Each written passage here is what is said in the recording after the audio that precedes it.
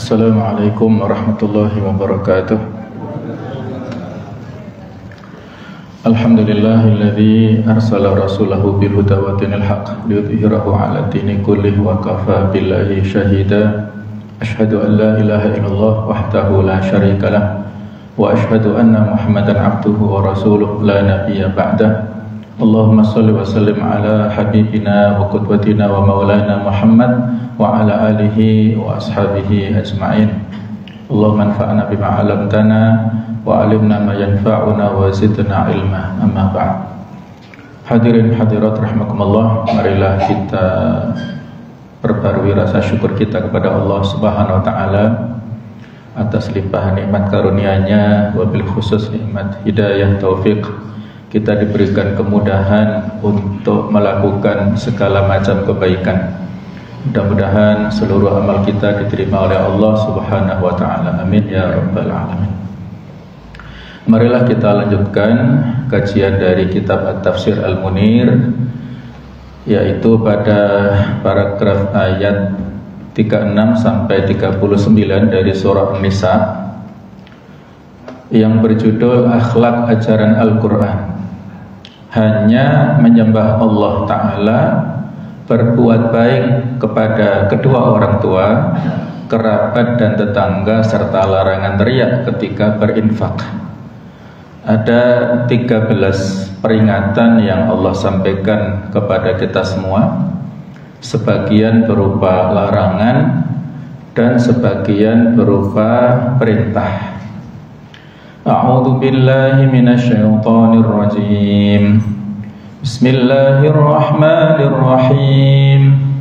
Wa'budullaha wa la tusyriku bihi syai'an wa bil walidaini ihsanan wa bidhil qurba wal yatama wal masakin wal jari dhil qurba wal jaril junubi was sahibi bil jambi wa banis sabili wa ma malakat aymanukum innallaha la yuhibbu man kana mukhtalan fakhura.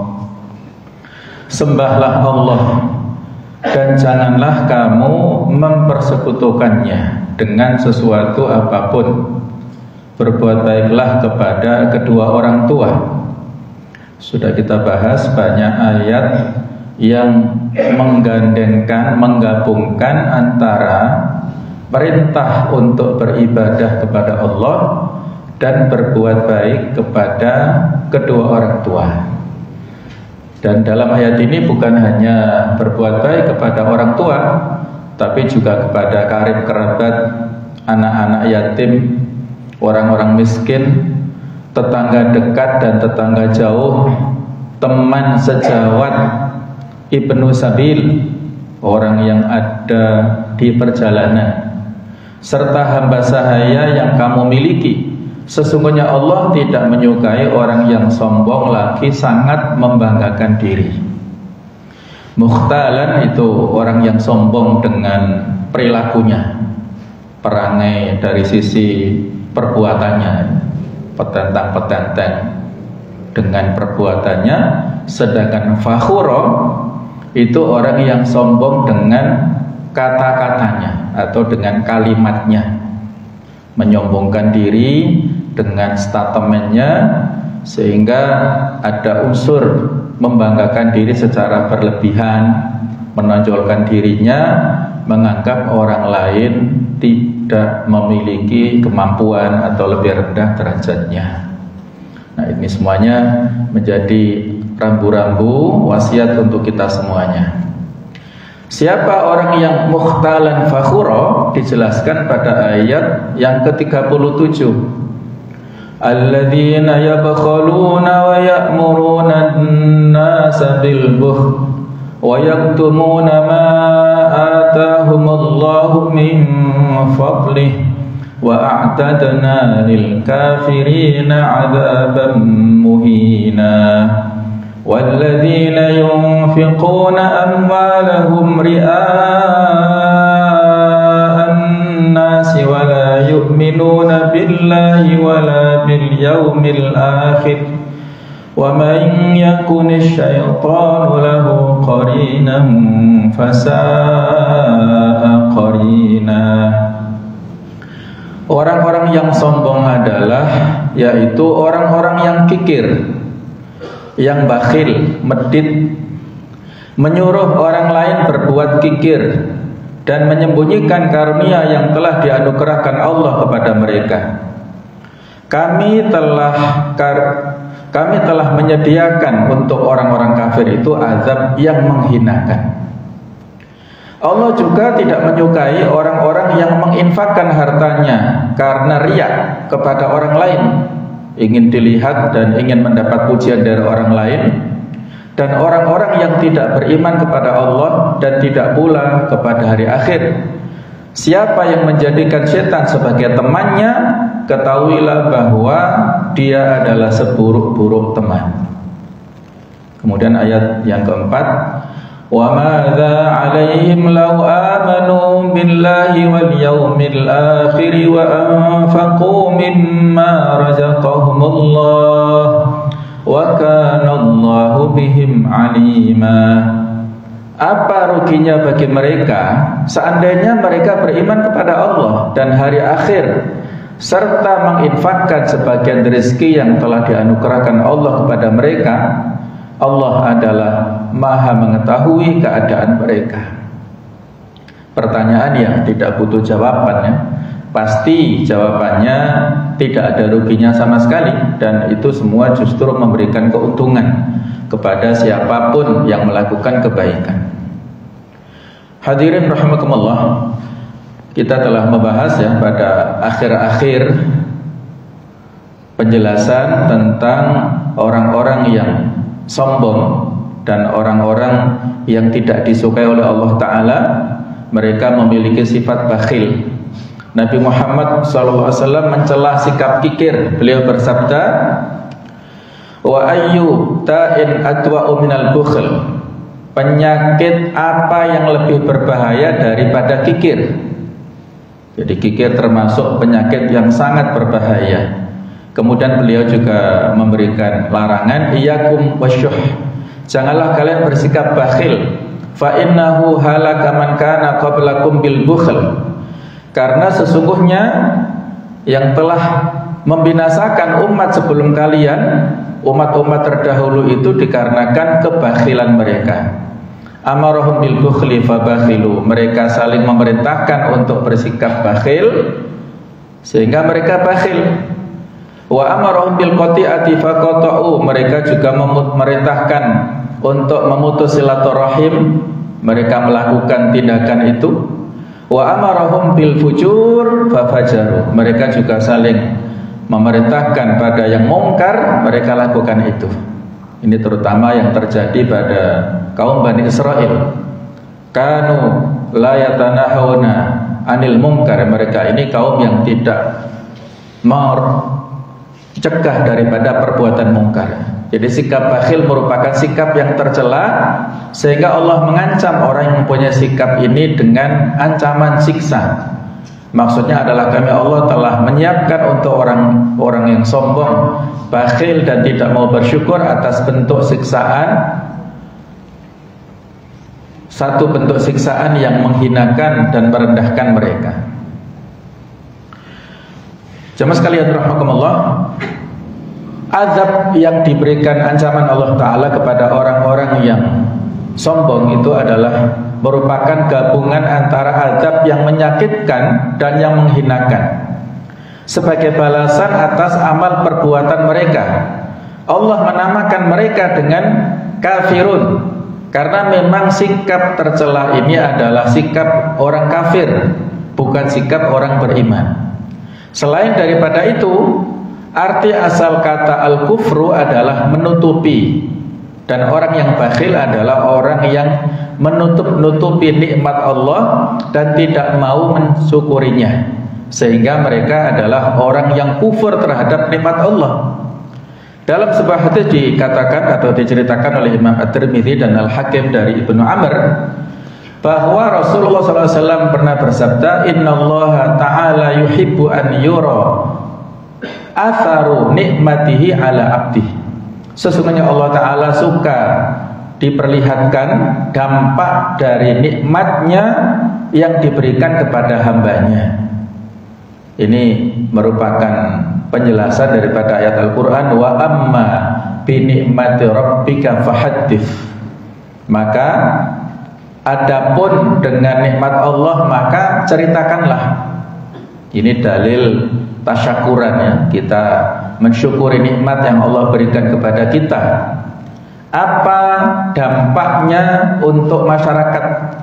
Kita mendapatkan nikmat apapun, berupa nikmat materi, apalagi non materi, ini harus berdampak kebaikan kepada umat, bukan untuk kita sendiri. Kita mendapat karunia berupa materi, misalnya berupa rumah yang longgar, yang luas, maka bagaimana rumah ini bermanfaat untuk sesama. Ada acara-acara di rumah kita misalnya.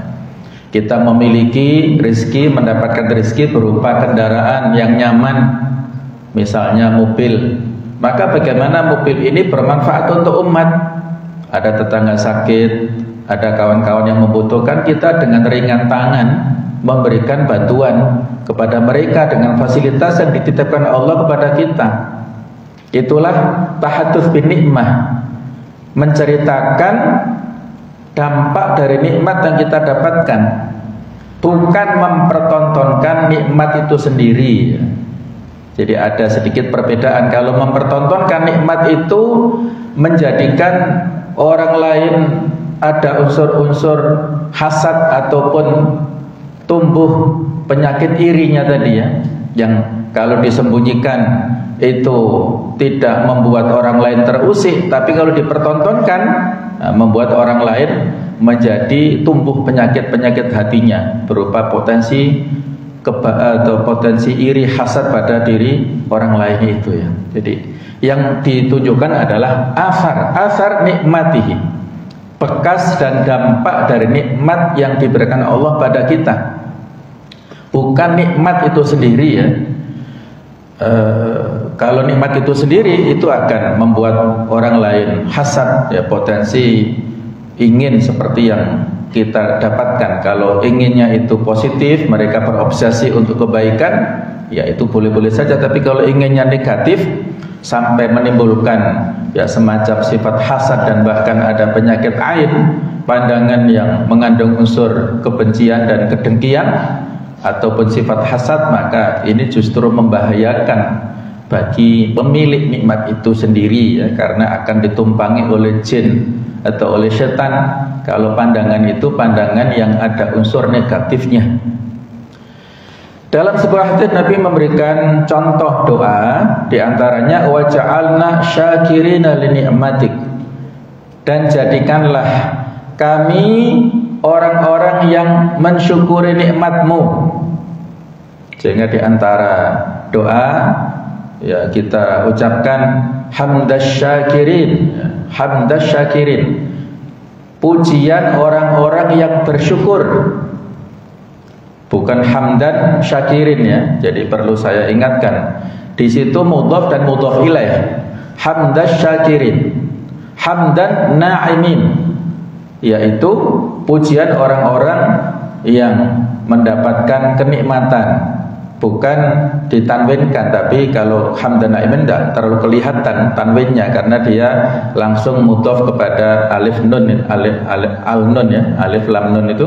Kalau hamdan syakirin itu kelihatan kesalahannya. Yang benar adalah hamdan syakirin, hamdan na'imin. Ada yang mengkritik, yang lebih benar hamdal mun'amin. Nah, itu perbedaan persepsi ya. Jadi ada perbedaan, yang intinya adalah kita memberikan pujian ataupun rasa syukur kepada Allah sebagaimana pujian disampaikan oleh orang-orang yang bersyukur, orang-orang yang mendapatkan kenikmatan. Wa ja'alna syakirina li ni'matik muthnina biha alaik, yang memberikan pujian atas nikmatmu, qabiliha, yang menerima,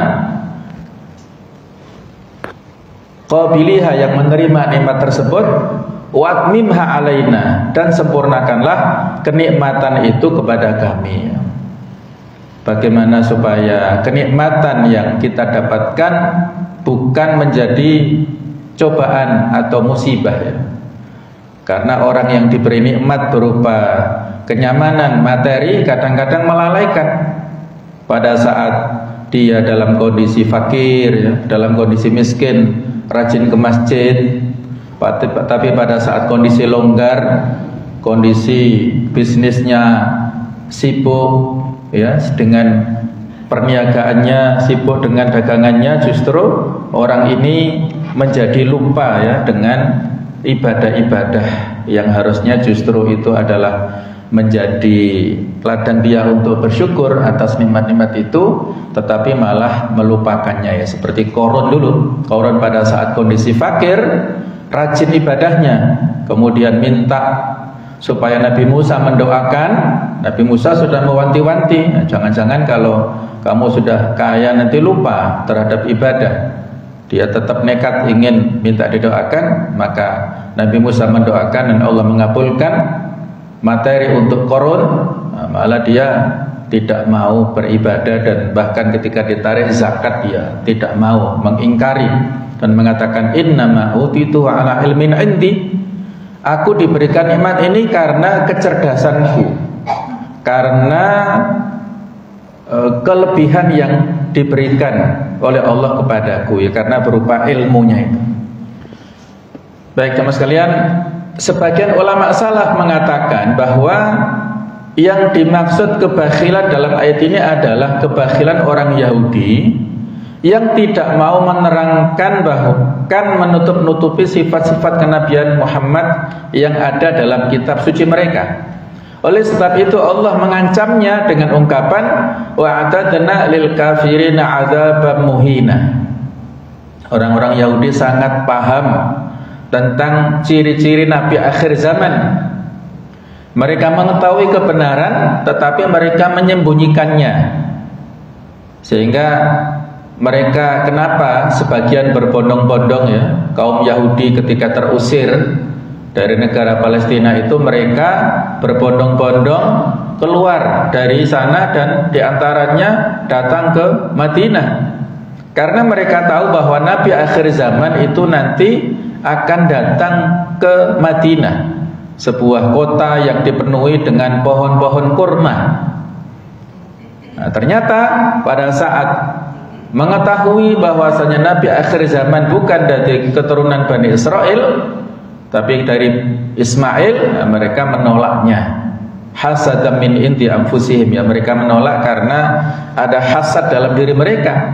Hasad artinya menolak, tidak mau ya, mereka iri. Mereka harapkan Nabi akhir zaman dari keturunan Bani Israel, ternyata bukan, mereka menolaknya.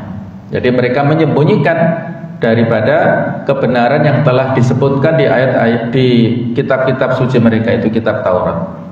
Nah, secara umum jamaah sekalian, orang yang sombong dapat dikelompokkan menjadi dua, yaitu kelompok pertama adalah orang yang bakhil dan menutup-nutupi kenikmatan yang sudah dikaruniakan Allah Subhanahu wa ta'ala. Kelompok kedua adalah orang yang menginfakkan hartanya dengan hati yang riya, supaya dipuji, dianggap mulia dan dihormati orang lain, sebagaimana keterangan dalam ayat berikutnya. Jadi dua-duanya tercela. Jadi sombong bukan semata-mata dari sisi perilakunya, juga dari sisi statementnya, tapi di sini ada dampak-dampak akhlak-akhlak buruk yang terlahir dari sifat kesombongan.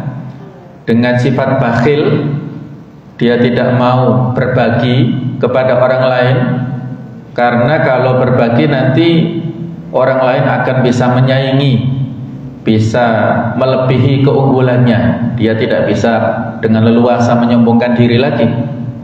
Dan juga dia adalah orang yang riya. Kalaupun dia berbagi, bakhilnya itu terelimin sedikit ya, terkurangi, tapi dia menginfakkan bukan ikhlas lillahi ta'ala, tapi ada unsur riyanya. Dia berbagi ya kepada masyarakat, berbagi infak ataupun zakat dengan cara yang ingin mendapatkan popularitas, diviralkan sedemikian rupa sehingga dia semakin eksis posisinya. Oh, berarti orang yang terkaya, zakatnya saja sampai sekian miliar, tidak ada yang menyamainya. Nah, itu setan lebih membisik-bisik orang seperti ini, sehingga akan lebih parah kesombongannya. Nah, setelah Allah Subhanahu wa taala menerangkan orang-orang yang bakhil, kemudian Allah menerangkan orang yang suka memberi harta kepada orang lain namun dengan niat untuk dipuji dan dihormati. Niatnya bukan tulus karena Allah. Mereka menginfakkan harta tersebut bukan karena mensyukuri nikmat Allah dan juga bukan untuk beribadah kepada Allah secara benar. Mereka itulah yang disinggung oleh Allah dalam firman-Nya, walladzina yunfikuna amwalahum ria'an nas. Dalam sebuah hadis disebutkan, ats-tsalatsatul ladzina hum awwalu man tusajjaru bihimun nar. Ada 3 orang yang pertama dibakar oleh neraka. 3 orang atau 3 golongan, ya, 3 jenis manusia yang diadili oleh Allah Subhanahu wa taala. Dan akhirnya walaupun 3 orang ini berbuat kebaikan, tapi perbuatan baiknya bertujuan untuk mencari popularitas ataupun citra dari sesama manusia, mereka dilemparkan ke neraka. Wahum, siapa mereka? Al-alimu wal ghazi wal munfiqu. Orang yang alim, dalam hadis Muslim dikatakan orang yang ahli baca Quran. Ketika ditanya, "Madza amilta biha?" Apa yang kamu perbuat dengan nikmat ilmu, nikmat bacaan Quran yang Allah berikan kepadamu? Maka dia katakan, "Aku sebarkan ilmu, aku bacakan Al-Quran untukmu ya Allah." Allah membantah, engkau sebarkan ilmu supaya mendapat predikat panggilan-panggilan kemuliaan dari orang. Engkau bacakan Quran supaya mendapatkan sebutan Al-Qari, orang yang ahli dalam bidang bacaan Quran. Waqad qila, mereka mengatakan itu, pujian itu telah kamu dapatkan. Maka dia dilemparkan ke neraka. Wal ghazi, al-ghazi fi sabilillah, mujahid yang berjuang fi sabilillah. Ketika ditanya, jawabannya juga sama. Qataltu fika hatta ustushhidu, aku berperang karenamu sampai mati syahid. Kata Allah, kadzabta, kamu bohong. Walakin qatalta liyaqala annaka jari, kamu berperang supaya mendapat predikat sebagai pemberani, sebagai pahlawan, dieluk-elukan. Waqad qila, mereka telah memberikan pujian kepadamu. Maka orang ini sama statusnya, dilemparkan ke dalam api neraka. Wal munfiqu, orang yang berinfak, bersedekah, mendermakan hartanya, itu juga sama dalam rangka ini. Ini ada penjelasannya. Wal qarauna bi amalihim, orang-orang yang riya dengan amal-amal mereka. Yaqulu sahibul mal, berkata pemilik harta itu, yang pada saat diadili ditanya, apa yang kamu perbuat dengan harta yang kamu dapatkan? Ma taraktu min syai'in tuhibbu an yunfaqa fihi illa anfaqtu fi sabilik. Tidak ada satu peluang pun yang engkau cintai untuk berinfak di dalamnya kecuali aku infakkan di jalanmu ya Allah. Fayaqulullah, maka Allah mengatakan, kadzabta, kamu berbohong. Innama aradta an yuqal jawadun faqad qila, kamu berinfak supaya disebut sebagai dermawan, dan telah dikatakan engkau telah dinobatkan sebagai orang yang paling loman, paling dermawan di kota ini. Viral kemana-mana beritamu, mereka telah memberikan pujian kepadamu. Nah itulah ya, akhirnya semua orang yang beramal-amal baik, ya, alim ini luar biasa posisi derajatnya. Al-Ghazi, orang yang berperang juga posisinya tinggi di hadapan Allah sebenarnya. Orang yang suka berinfak juga demikian. Tetapi apalah arti amal-amal kebaikan yang sekian banyak kalau tidak dibarengi dengan keikhlasan dan dengan riya, maka Allah tidak butuh dengan amal-amal mereka.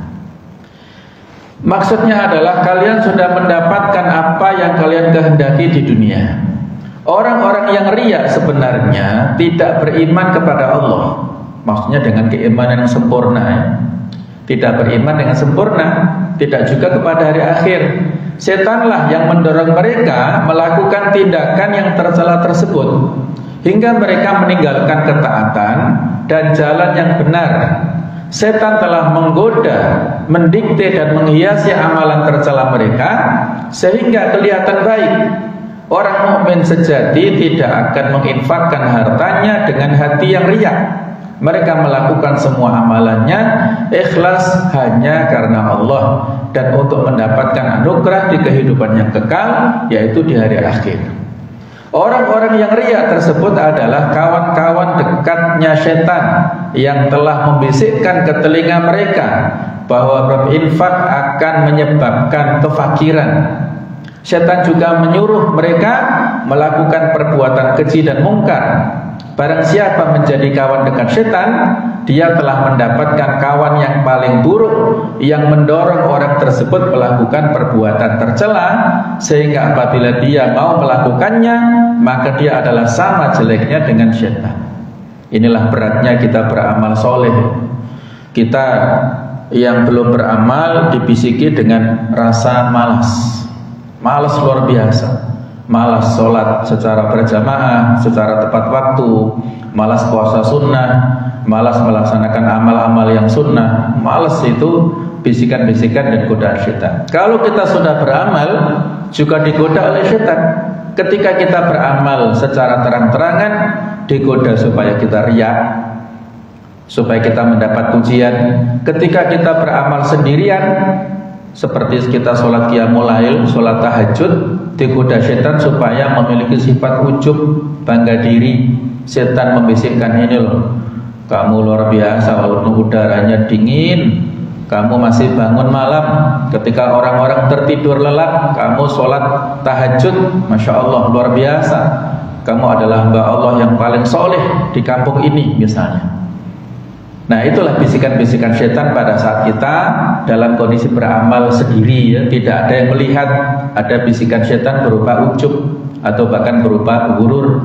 Kita tertipu dengan amal-amal kita sendiri, sehingga amal-amal itulah yang menyebabkan tidak sampai pahalanya kepada Allah Subhanahu wa ta'ala. Ayat ini juga mengisyaratkan pentingnya menjauhi kawan-kawan yang buruk dan memilih kawan yang baik, supaya kita selektif, ya. Almar'u ala dini khalilihi. Seseorang itu mengikuti kebiasaan tradisi temannya. Falyanzur ahadukum man yukhalilu. Maka lihatlah dengan siapa engkau bergaul, berinteraksi.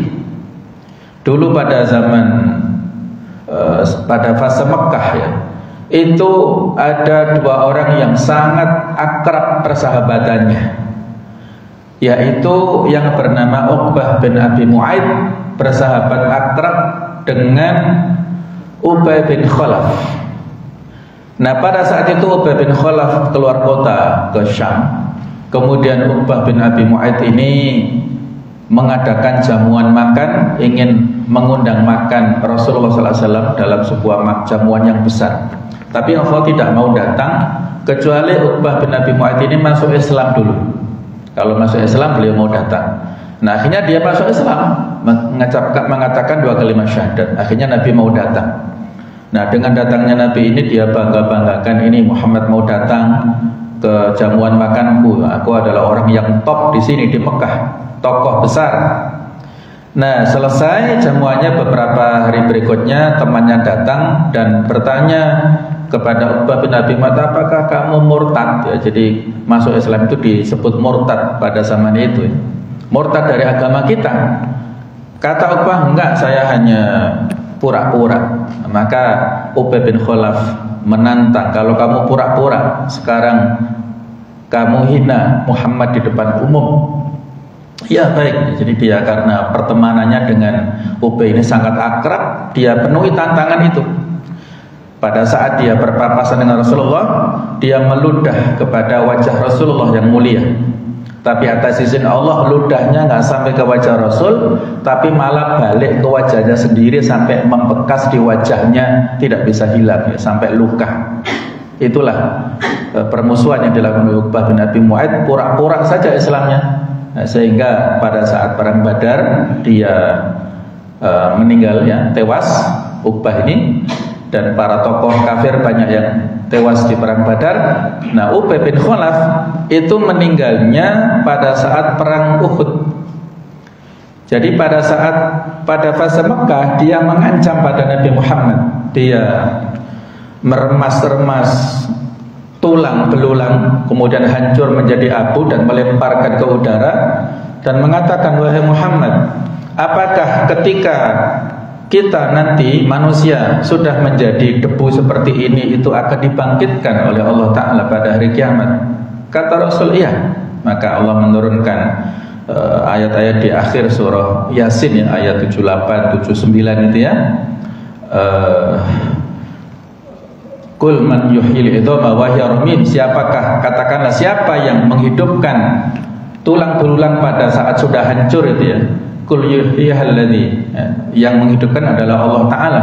Jadi Allah langsung menjawab tuduhan daripada Ubay bin Khalaf. Dan Ubay ini memelihara kuda dengan biaya yang banyak, yang punya obsesi dengan kuda itulah dia akan membunuh Rasulullah. Tapi Nabi mengatakan, insya Allah ana sa'aktuluk, aku justru yang akan membunuhmu. Nah, maka pada saat perang Uhud, Ubay bin Khalaf menaiki kudanya berancang-ancang membunuh Rasulullah, dan Rasulullah sudah siap dengan tombaknya dari arah yang agak jauh. Beliau melemparkan tombaknya dan mengenai tulang rusuknya Ubay, dan kemudian dia terluka, tidak langsung mati, tapi beberapa waktu berikutnya di perjalanan dari Madinah ke Mekah dia tewas. Itulah satu-satunya orang kafir yang dibunuh Rasul di medan peperangan. Jadi Nabi itu mengikuti perang sebanyak 27 kali, tapi satu-satunya musuh Islam yang dibunuh dengan tangan Rasulullah hanya Ubay bin Khalaf ini. Tidak ada yang lain. Yang lain itu dibunuh oleh para sahabat yang lain, pasukan muslim yang lainnya. Ini Ubay bin Khalaf itulah yang karena janjinya beliau pada fase Mekah, akulah yang membunuhmu. Nah, maka itu dipenuhi oleh Allah Ta'ala dan lewat dimudahkan kepada Rasulnya. Jadi itu kisah tentang pertemanan dalam hal yang buruk. Teman itu akan mempengaruhi keburukan. Kalau temannya tidak suka sholat, akan mempengaruhi orangnya tidak sholat. Kalau orangnya yang dijadikan sahabat itu suka sholat, datang ke masjid, suka kajian, maka insya Allah kawannya juga tertular dengan kebaikan. Kemudian pada ayat yang sesudahnya itu Allah memberikan teguran, wa madza 'alaihim law anfaqu, apa madaratnya yang mereka dapat jika mereka benar-benar beriman kepada Allah dan melakukan amal kebajikan untuk persiapan kehidupan akhirat yang di sana terdapat pahala dan kebahagiaan yang kekal. Apakah madaratnya apabila mereka menginfakkan rezeki Allah dengan niat untuk mendapatkan ridhonya dan melaksanakan perintahnya? Ungkapan ini merupakan ungkapan untuk mengekspresikan keheranan atas perbuatan mereka. Sebab apabila mereka mau ikhlas ketika beramal, tidak riya, beriman kepada Allah, mengharap pahala di akhirat, dan menafkahkan hartanya untuk keperluan yang disenangi dan diridhoi Allah, mereka tidak akan kehilangan kemanfaatan apapun yang mereka harapkan, baik di dunia maupun di akhirat. Tidak ada ruginya sama sekali. Mana qasas shadaqatun min mal, tidak akan berkurang sedekah itu dengan tidak akan berkurang harta itu dengan sedekah, malah semakin bertambah.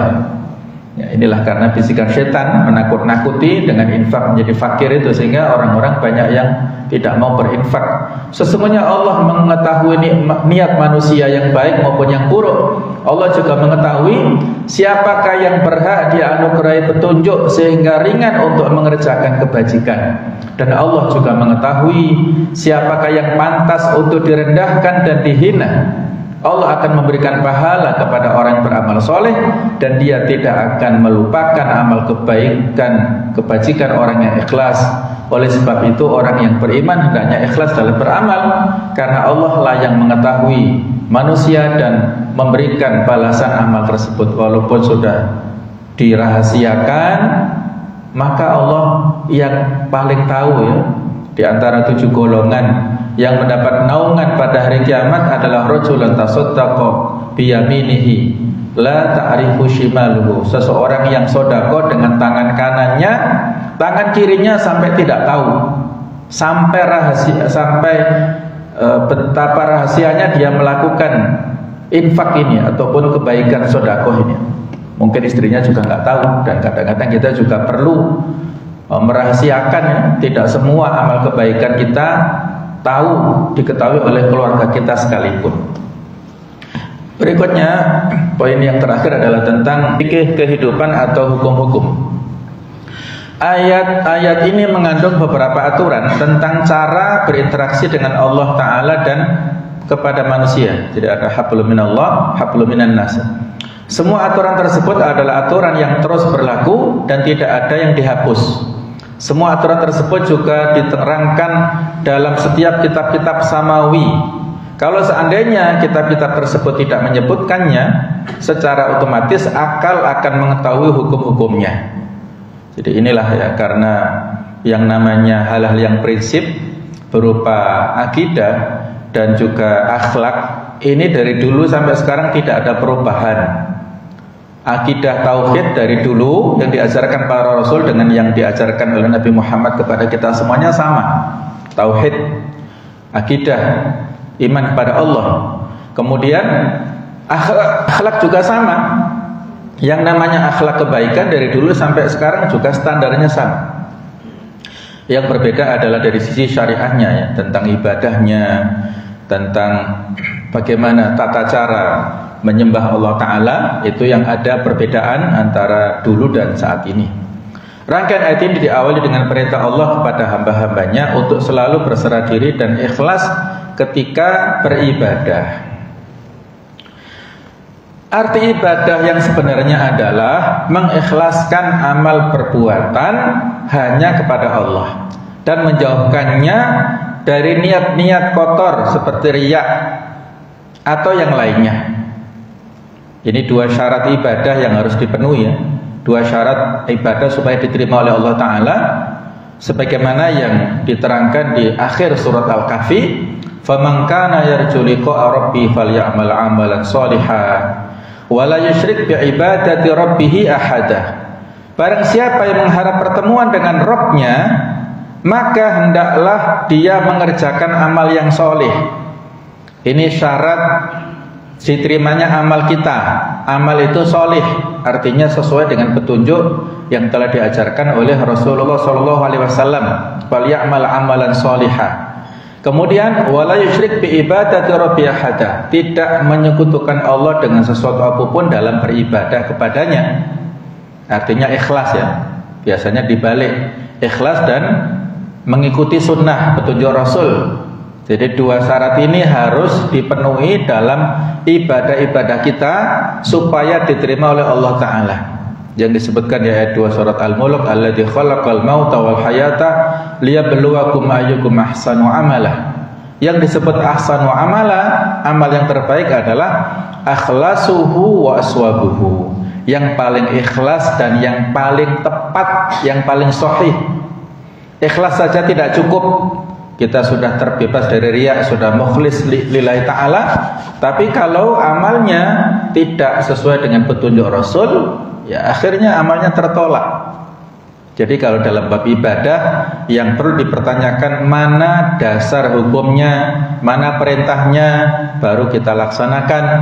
Tetapi kalau dalam bab muamalah, al-aslu fil asy'alibahah, pada dasarnya dalam hal muamalah ini boleh selama tidak ada larangannya.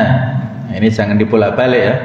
Jadi ini sudah ketentuan. Kalau di sini ibadah, yang disebut ibadah mahdhah di sini ikhlas dalam beramal dan menjauhi perbuatan-perbuatan yang ada unsur-unsur riyaknya, mengharapkan pujian. Ayat ini juga melarang perbuatan syirik yang merupakan kebalikan tauhid. Menurut ulama, syirik ini ada 3 macam dan ketiga-tiganya hukumnya haram, tidak boleh ya, larangan. Yaitu yang pertama, meyakini selain Allah sebagai Tuhan. Ini adalah jenis kesyirikan yang paling berat dan yang dilakukan oleh orang jahiliyah. Kesyirikan jenis ini adalah yang dimaksudkan dalam firman Allah di surah Nisa 48 ya. Innallaha la yaghfiru ayyushraka bihi wa yaghfiru ma duna dzalika liman yasha. Sesungguhnya Allah tidak akan mengampuni orang yang berbuat syirik kepadanya dan mengampuni dosa selainnya. Inilah syirik yang berat, asyirkul akbar ya. Meyakini selain Allah sebagai Tuhan yang bisa menciptakan, bisa menghidupkan, mematikan, memberikan rezeki. Nah, ini syirik berat, syirik besar. Yang kedua adalah meyakini bahwa zat selain Allah mempunyai kuasa untuk mewujudkan sesuatu meskipun tidak meyakini ketuhanannya. Seperti doktrin dalam aliran Qadariyah yang secara jelas ditolak oleh Ibnu Umar. Qadariyah artinya meyakini bahwasanya kita manusia punya kehendak penuh untuk bertindak. Tidak ada campur tangan kuasa Allah Ta'ala. Lawan daripada Jabariyah. Jabariyah kebalikannya, manusia tidak punya kemauan sama sekali. Itu totalitas Allah yang memiliki 100%, manusia tidak punya pilihan. Qadariyah kebalikannya, manusia 100% punya pilihan. Dua-duanya sama-sama ekstrimnya, sama-sama tidak benarnya. Ahlussunnah wal Jamaah berada di antara dua itu, dua ekstrim. Dalam perbuatan manusia kita berada antara bisa memilih dan terpaksa. Kita punya pilihan dan Allah nanti yang menentukan hasil akhirnya. Jadi kalau kita punya keyakinan selain Allah mempunyai kuasa, misalnya kalau di masyarakat Arab jahiliyah itu meyakini bulan Safar yang kita sekarang berada di dalamnya ini bulan yang penuh dengan sial. Tapi kalau masyarakat kita kan bulan Muharram yang disebut bulan Suro itu ya, bulan sial sehingga tidak mengadakan hajatan di bulan Muharram. Nah, kalau orang Arab jahiliyah itu bulan Safar, bulan Sapar ini ya. Maka Nabi pernah mengatakan la antuwa wala safar wala hamah. Tidak ada sial, tidak ada penyakit menular dengan sendirinya tanpa izin Allah, dan tidak ada sial di bulan Safar, dan tidak ada hama. Hama itu menurut tradisi bangsa Arab dulu, ketika jenazah dikuburkan di kuburan, kemudian keluar binatang seperti serangga yang berbisa, yang membuat bahaya. Nah, itu tidak ada, itu mitos-mitos saja yang diyakini oleh masyarakat jahiliyah. Tidak ada ya, kita nggak boleh mencaci waktu. La tasubud dahr. Janganlah kalian mencaci waktu. Wa anat dahr, kata Allah, akulah yang menciptakan waktu. Wah, gara-gara ini hari sial saya mendapatkan musibah, nggak boleh. Wah, gara-gara ini tanggal ini ya, tanggal sial, tanggal apes ya. Biasanya kalau mitos ya, tanggal 13 saya pernah dulu ya, pernah pesan bis untuk berpergian tanggal 13. Kata penjaganya, petugasnya, oh libur ya, nggak ada. Loh kenapa? Nggak tahu. Jadi setiap tanggal 13 bisnya tidak beroperasi ya, kan rugi sendiri, tidak mendapatkan omset pada hari itu. Ya mungkin sekalian istirahat. Tapi kalau ada keyakinan, meyakini kalau setiap tanggal 13 itu akan menjadi kecelakaan misalnya, ini sudah menisbatkan sesuatu pada makhluk, itulah tatayur, dan itu bisa merusak akidah kita. Yang ketiga yaitu menyekutukan Allah ketika beribadah. Inilah yang dinamakan dengan riya, yaitu ketika seorang hamba melakukan amal ibadah yang diperintahkan Allah tidak ikhlas karena Allah, melainkan karena manusia. Banyak ayat dan hadis yang melarang bentuk syirik jenis ini. Riya dapat membatalkan amal ibadah. Ia sangat samar dan tidak diketahui oleh orang-orang yang bodoh. Ibnu Majah dalam sebuah hadis menceritakan ya, bahwa Nabi bersabda, idza jama'allahu al-awwalina wal akhirin liyaumil qiyamah liyaumin la raiba fih nada munadin man kana asyraka fi amalin amilahu lillah azza wa jalla ahadan falyatlub thawabahu min indi ghairillah fa inna Allah aghna syuraka 'ani syirki. Ketika Allah mengumpulkan orang-orang terdahulu dan orang yang kemudian di hari kiamat, maka mereka akan diseru, barang siapa menyekutukan amalnya kepada selain Allah, maka adalah orang itu menuntut pahala kepada selain Allah. Sesungguhnya Allah adalah zat yang sangat tidak membutuhkan sekutu ya. Allah itu zat yang sangat pencemburu. Kalau kita berbuat ibadah untuk Allah dan untuk selainnya, maka Allah persilahkan kita untuk orang itu untuk mendapatkan imbalan dari orang-orang yang diinginkan itu.